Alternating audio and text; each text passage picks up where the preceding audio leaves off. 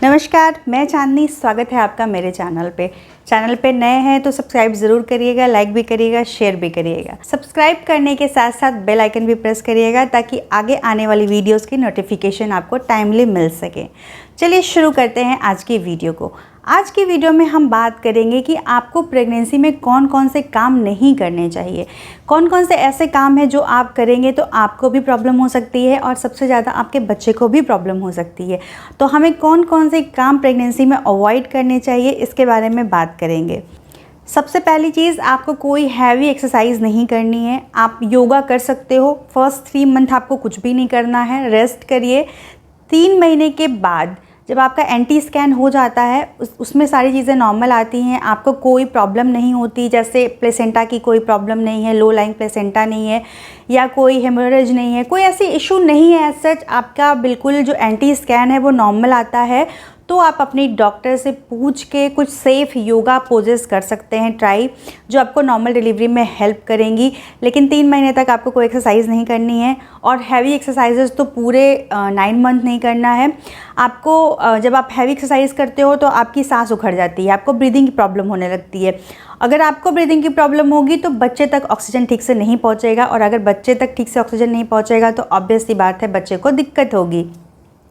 और एक और बात, आप हैवी एक्सरसाइज करते हो तो आपके यूट्रस प्रेशर पड़ेगा जो कि मिसकैरेज की तरफ ले जा सकता है आपको। तो कभी भी कोई हैवी एक्सरसाइजेज आप ना करें, पूरी प्रेगनेंसी में करने की ज़रूरत नहीं है।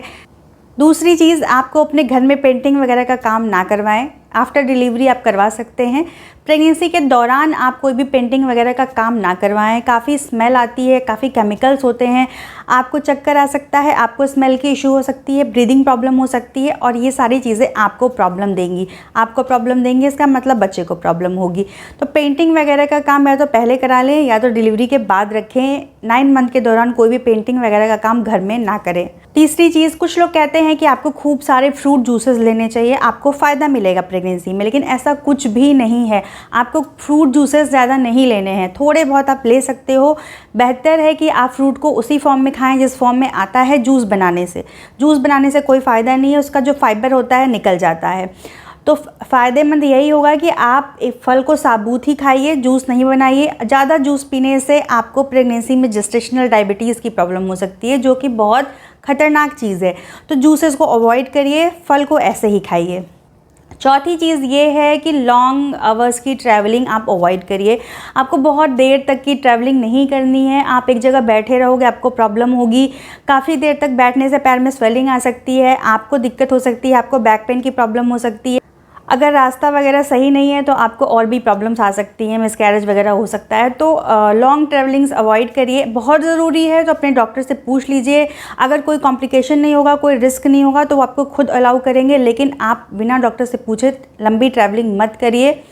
पब्लिक ट्रांसपोर्ट तो बिल्कुल यूज़ मत करिए। अगर आपके डॉक्टर ने आपको कह भी दिया है कि आप ट्रैवल कर सकते हो तो ये खुद की व्हीकल है, कोई संभाल के चलाने वाला है, तो आप थोड़ा बहुत ट्रैवल कर सकते हैं, लेकिन लंबी दूरी जैसे 200-250 किलोमीटर ये नहीं करना है। नेक्स्ट चीज़ जो है वो आपको पैक्ड फूड आइटम्स नहीं खाने हैं। जैसे आप लोग जाते हो सुपरमार्केट से फ्राइज़ ले आते हो, मकालू टिक्की, ये सब बहुत लेके आते हैं और हम खाते हैं, ये नहीं खाना है। फ्रेश फूड्स खाइए, जो घर में बना है वो खाइए, बिल्कुल ताज़ी चीज़ें खाइए। जो आप बाहर से पैक्ड फूड आइटम्स लाते हैं उसमें भर के प्रिजर्वेटिव्स होते हैं जो आपके लिए सही नहीं है, आपके बच्चे के लिए सही नहीं है।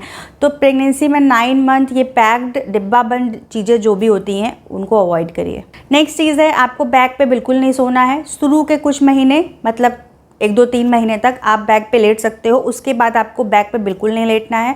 आप चाहे कितनी भी दिक्कत में हो, आपको करवट ही लेटना है। आप दाएं या बाएं करवट लेट सकती हैं। यूजुअली आपको जो कहा जाता है वो ये है कि आप लेफ़्ट करवट, लेकिन कोई भी इंसान के लिए सिर्फ एक करवट लेटना पॉसिबल नहीं है, तो आप दाईं करवट भी ले सकती हैं, लेकिन कोशिश करिए कि बाईं करवट सोइए। पीठ के बल बिल्कुल नहीं। आपको तो जो होगी सबसे ज़्यादा दिक्कत तो होगी अगर आप बैक पे लेटते हो तो जो प्लेसेंटा के थ्रू बच्चे को ब्लड फ्लो जाता है वो कम हो जाता है। अगर वो कम होगा तो बच्चे को दिक्कत आएगी। इस चीज़ है कि आप गर्म पानी से नहीं नहाएंगी।